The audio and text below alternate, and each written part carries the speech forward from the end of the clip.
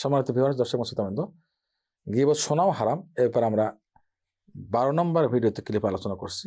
এটা থেকে একটি গুরুত্বপূর্ণ হাদিস, যে যারা না শুনতে চায় না, তাদের একটা দায়িত্ব আছে। যদি কেউ গীবত করে, কারো ব্যাপারে পরনিন্দা করে, দায়িত্ব আছে। এই দায়িত্বটা আদা করতে পারলে ইনশাআল্লাহ বিশাল প্রাইজও তার আল্লাহ তাআলা দান করবেন, পুরস্কার। সেটা কি? এটা আবু দারদা রাদিয়াল্লাহু তাআলা আনহু হাদিস এসেছে, যে হাদিসটি শেখ আলবানী সহিহ বলেছেন, সহিহ জামি সগীর 6263 নম্বর হাদিস, এবং ইমাম তিরমিজি বর্ণনা করেছেন। তিরমিজি হাদিস নাম্বার হলো 1930 নম্বর হাদিস। হাদিসটি কি? আবু দারদা রাদিয়াল্লাহু তাআলা আনহু বলেন, মহানবী সাল্লাল্লাহু আলাইহি ওয়াসাল্লাম বলেছেন, মান রাদ্দা আন ইরদি আখিহি রাদ্দাল্লাহু আন ওয়াজহিহি আন-নার ইয়াওমাল কিয়ামা। যে ব্যক্তি কোনো মুসলিম ভাইয়ের সম্মান ফিরিয়ে দিল, সম্মান রক্ষা করলো, কিয়ামতের দিন আল্লাহ তাআলা জাহান্নামের আগুন থেকে তার চেহারাকে রক্ষা করবেন।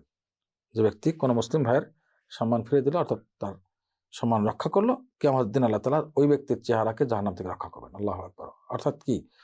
কোনো ব্যক্তির, কোনো মুসলিম ভাইয়ের গীবত কেউ করছে, আপনি থেকে প্রতিরোধ করুন, না এমনটি করা তোমার জন্য বৈধ না, আর আপনি না জানি এবার কথা বলবেন না। হ্যাঁ, তো এই কাজগুলি করতে হবে। তাহলে 3টা কাজে একটা কাজ করতে হবে। শুনলে হয় এটাকে প্রতিরোধ করতে হবে, না হলে ভালো অর্থে ব্যবহার করতে হবে, যে আপনি বলছেন এটা ভুল, মিসআন্ডারস্ট্যান্ডিং হয়েছে, আসলে এমন ব্যাপারটা, ভালো অর্থে নিতে হবে। আর দুটো একটা যদি করতে না পারে, সে মাজলিস ছেড়ে, ওই বৈঠক ছেড়ে ওখান থেকে চলে যাবে। এই 3টা কাজ একটা করতে হবে, না হলে কিন্তু গীবত শোনার পাপ, ওটা যেটা আগে বলেছি, শোনার পাপগুলো এটা তাকে বহন করতে হবে। যদি সে প্রতিরোধ করতে পারে, তার সম্মান রক্ষা করতে পারে, ওই মানুষটাকে ফিরে দিতে পারে, তাহলে কি আমাদের দিন আল্লাহ তাআলা তার চেহারা থেকে আগুনকে ফিরে দিবেন ইনশাআল্লাহ তাআলা। এই ফজিলতটি এখানে যেটা উপরে বলা হয়, এই হাদিসে বলা হয়েছে। সুতরাং যদি কোনো মাজলিসে গীবত হয়, আমাদের 3টা কাজে একটি কাজ করতে হবে। একটি হলো ওটা প্রতিরোধ করতে হবে, না এমনটি না, অথবা একটা ভালো অর্থ বহন করতে হবে, যে আপনি যেটা বলছেন সেটা ভালো অর্থ আছে, এই আসলে ওখানে গিয়েছে এই করার জন্য না, মন্দ কাজ না, বরং সে একটা ভালো কাজ করার জন্য, সেই ভালো কাজটা এইটা ছিল, আমাকে সঙ্গে সাক্ষাৎ করে তাকে ঋণ পরিশোধ করতে গেছে, কথা। অথবা দুটো একটা যদি সম্ভব না, ওখান থেকে পালাতে হবে। এটাকে আমি একটা বাস্তব উদাহরণ দিই। যদি কোনো ঘরে আমরা অবস্থান করি, আর ঘরের এক পাশে আগুন লেগে যায়, তাহলে আমাদের 3টা কাজের একটি কাজ করতে হবে। চতুর্থ কোনো অপশান নেই।